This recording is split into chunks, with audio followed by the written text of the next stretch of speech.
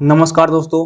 Union home minister Amit Shah ने PFI जो popular front of India और जो बाकी छोटे मोटे संगठन थे उनको 5 साल के लिए बैन कर दिया।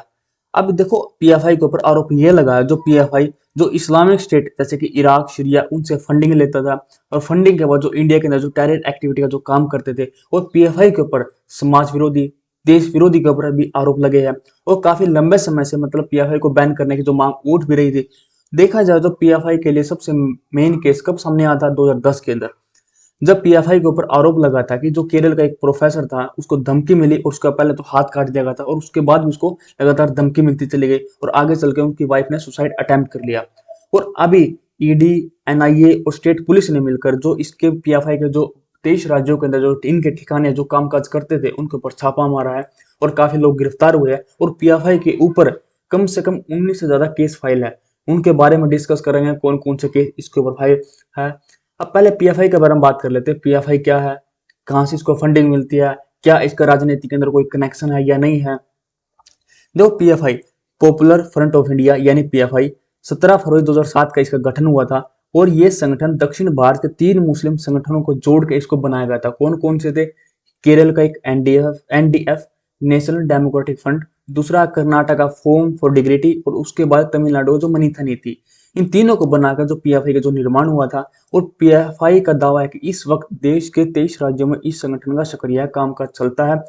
और 2001 में जब सिमी के ऊपर बैन लगा था, मींस स्टूडेंट इस्लामिक मूवमेंट यानी सिमी के ऊपर जो 2001 के अंदर बैन लगा था, उसके बाद पीएफआई का जो विस्तार है बहुत तेजी से हुआ था और आगे चलकर जो केरल कर्नाटका केरल जैसे दक्षिण भारतीय राज्यों में इस संगठन का काफी ज्यादा पकड़ वैसे बताई भी जाती है और इसके बहुत सारे संगठन हैं उसके बारे में बात करें क्योंकि उनके ऊपर भी अब बैन लग चुका है। और संगठन के बाद से ही जब ये संगठन पीएफआई बना था उसके बाद से पीएफआई पर समाज विरोधी देश विरोधी गतिविधियों करने के आरोप भी लगे हैं। और मैंने अभी बताया था 2010 के अंदर जो केरल का एक जो प्रोफेसर था उसका हाथ काट दिया गया था आगे चलकर फिर भी इसको धमकी मिली और उसके बाद उसकी वाइफ ने सुसाइड अटेम्प्ट कर लिया। अब पीएफआई और सिमी के बीच में क्या कनेक्शन है, क्योंकि जो अभी मैंने बताया था 2001 के अंदर जो सिमी बैन हुआ उसके बाद पीएफआई का और ज्यादा तेजी से विस्तार हुआ। देखो सिमी के फुल फॉर्म है student Islamic movement of India. 1970 के अंदर इसको बनाया गया था और इसका जो मतलब कहा जाता जो मेन एम था लिबरेशन ऑफ इंडिया थ्रू जिहाद। और इसके ऊपर भी आरोप लगे थे समाज विरोधी देश विरोधी के और आगे चलकर 2001 में इसको बैन कर दिया गया था। और बैन होने के बाद जब 2002 और 2003 के अंदर केरला की एक सिटी थी उसके अंदर जो कम्युनल राइट्स हुए, दो समुदाय के बीच में काफी लोग मारे गए थे, उस समय एक संगठन का जो नाम सामने आता जिस क्या नाम था एनडीएफ। ये वही संगठन है जब मैंने स्टार्टिंग के अंदर बताया था पीएफआई का जो तीन समूह 3 मुस्लिम संगठनों को मिला के बना। कौन कौन से थे? केरल का एनडीएफ नेशनल डेमोक्रेटिक फ्रंट और दूसरा कर्नाटक है उसके बाद तमिलनाडु का। इन तीनों को मिला के पीएफआई का जो निर्माण हुआ था। वैसे देखा जाए तो पीएफआई को एक तरह से मॉडिफाई वर्जन कहा जाता है सिमी का, क्योंकि जिस आधार पर सिमी काम करता था उसी आधार पर जो पीएफआई काम कर रहा है। अब इसके और ज्यादा संगठन थे कौन कौन से, जैसे कि Rehab India Foundation, Campus Front of India, All India in mass counselling, National Confederation of Human Right को Organisation, National Women Front, Junior Front, Empower of India Foundation and Rehab Foundation. और इनको भी अब 5 साल के लिए बैन कर दिया गया है। अब पीएफआई को फंड कैसे मिलता था, कहाँ से इसको पैसे मिलते थे? हालांकि देखो पीएफआई को मतलब जो मुस्लिम स्टेट है कंट्री है इराक सीरिया उनके साथ थोड़ा इनका कनेक्शन था। और अभी फरवरी के अंदर ईडी ने पीएफआई की इसकी एक जो विंग थी student wing campus Front of India जिसको हम सीएफआई के नाम से जानते हैं, इसके 5 सदस्य जो 5 मेंबर थे मनी लॉन्ड्रिंग के मामले इनको एक चार्जशीट दायर की थी। और उसकी जांच में ये ईडी को यह भी पता चला था कि एक पीएफआई का जो राष्ट्रीय महासचिव जिसका नाम है ए रऊफ, जो गल्फ देशों में बिजनेस की डील की आड़ में पीएफआई के लिए जो फंड इकट्ठा करता और पैसा इकट्ठा किया। पैसा इकट्ठा करने के बाद अलग अलग जरिए से पीएफआई और जो सीएफआई से जुड़े लोग हैं उनको पहुंचाने का जो है काम करता है। अब पॉलिटिक्स के बारे में बात करें, क्या इसका राजनीति के अंदर कोई कनेक्शन है? देखो जो पीएफआई अपने आप में एक सामाजिक संगठन के रूप में बताता है और अभी तक इसने कोई चुनाव तो नहीं लड़ा। और इसकी खास बात यह भी है जो पीएफआई के जो मेंबर है उनका यहाँ पर कोई रिकॉर्ड भी नहीं होता। बाई चांस कल को कोई भी आदमी कोई अपराध करता है, कोई ऐसा कोई काम करता है, अगर वो पकड़ा जाता है तो क्या है उनका पता नहीं लगा सकते क्या पीएफआई के लिए काम करता है या इनका कोई मतलब वहां पे कोई इसका रिकॉर्ड भी नहीं रखा जाता।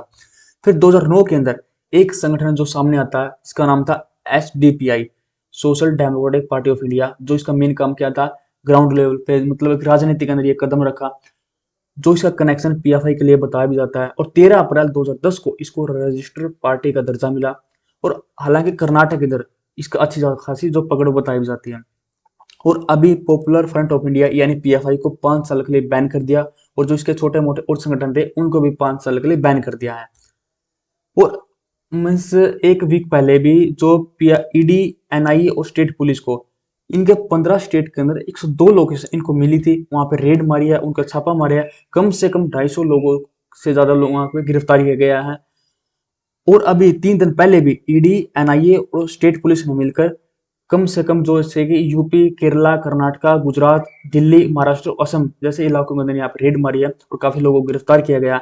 अब बात करेंगे जो पीएफआई के ऊपर काफी जो केस रजिस्टर है, मेन केस के बारे में बात करेंगे। जैसे कि 2022 के अंदर जो टेरर फंडिंग केस हुआ, इसके अंदर जो काफी लोग जो पीएफआई के मेंबरों को मतलब पकड़ा गया था।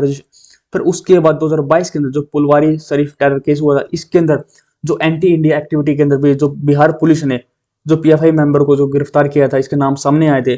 आगे चलकर 2021 में जो हाथरस गैंग रेप केस हुआ था, इसके अंदर भी 5 पीएफआई मेंबर के जो मतलब इनका जो नाम सामने आया था। फिर आगे उसके बाद 2020 के अंदर जो दिल्ली दंगे हुए थे, इसके अंदर भी उनका जो पीएफआई का जो नाम सामने आया। फिर आगे 2020 के अंदर केजी होली, यहाँ पर भी कम से कम 300 पीएफआई और SDFI Student Democratic Party of India इनके जो नाम सामने आए थे। और आगे चलकर पीएफआई के ऊपर आरोप ये भी लगा था 2016 के अंदर एक आरएसएस का जो लीडर है वो मारा गया था, उसके अंदर पीएफआई के ऊपर आरोप लगा था। फिर 2016 के अंदर पीएफआई के ऊपर एक मतलब धर्म परिवर्तन करने का जो आरोप लगा था, हालांकि इसका कोई एविडेंस तो नहीं मिला। फिर 2010 के अंदर जो कि मैंने अभी बताया था, एक केरला का जो प्रोफेसर था उसका हाथ काट दिया गया था। उसके बाद फिर भी लगातार धमकी मिली, उसके बाद उसकी वाइफ ने सुसाइड अटेम्प्ट कर लिया। और ये था स्टार्टिंग से एंडिंग तक थोड़ा एक इनकी हिस्ट्री